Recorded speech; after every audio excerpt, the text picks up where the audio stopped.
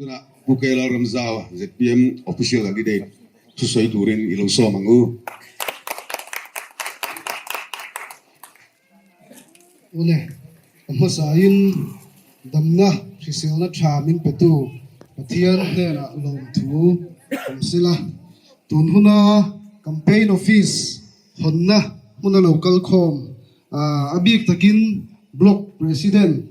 campaign office min hon saktu bukhum sanga chunga lom thu kasoya in unit roi tu tele block roi tu te khotang roi tu khotang ule pa chang si parte enu roi tu le tunhuna tilai muna khom zong zong te in zawa in chibei von lo chibei kabu ka chu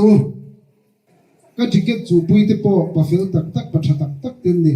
pathian rim ruat na te po ka ngaya a chang lo ticket chang lo te po ka tor pui em a ke ai hian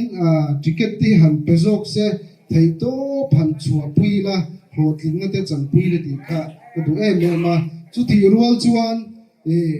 ka ticket deal pui a chang velo ho te po hian full support min pedon ani ti ka hian hian lop tak zet bokani kasoi rei lovang ke ti kha ruling ne opposition omzia kan he theu in karinga ke aya thil hria le politics local masa te fik in ni win ya local ho hi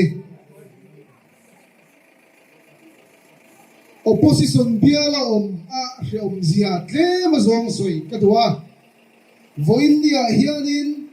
kain candidate pui thur BJP Congress MNF aniamo independent aniamo an fellow an thalawa tinga lampang lovin ki chuan an thatlo na an fellow na soitur pakhat ma ka hello pathatak tak pa fel tak tak vek an nituna MDC candidate tur ho he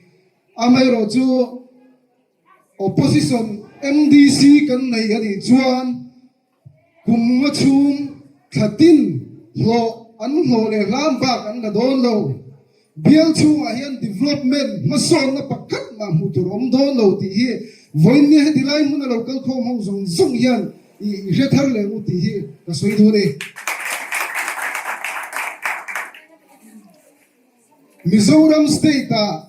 ZPM a sarkar ani ti voin ne dilai mun local khom ho zong zong hian kan hevek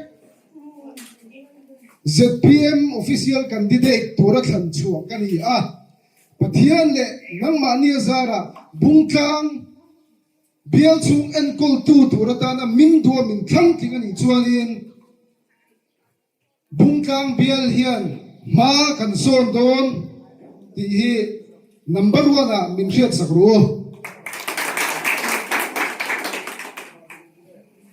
bungkang bial chung ta na mal som na ma son na chen thei dan thaber om chu chu Aizol kang minister department rang minister how to te dora bungkang sarkar department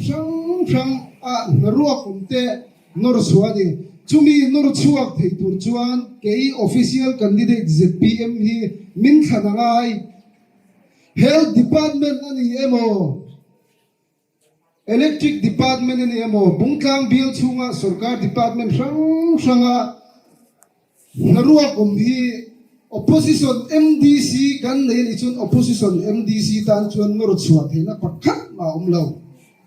minister hawen an bial chunga mi an du sak zong an lo da thazel don department ranga naruak nor chuak thei tur chuanin official candidate ZPM ke himin than tinangai min thang thingani chuan kanor chuak zung zung thei don ani ti kha ria sa pok don ya chu wang chuan exam lo wang u in candidate dang ho te tu ma soi che lo wang u pathian du zong po ni lo pathian in rem min ruat sakanga he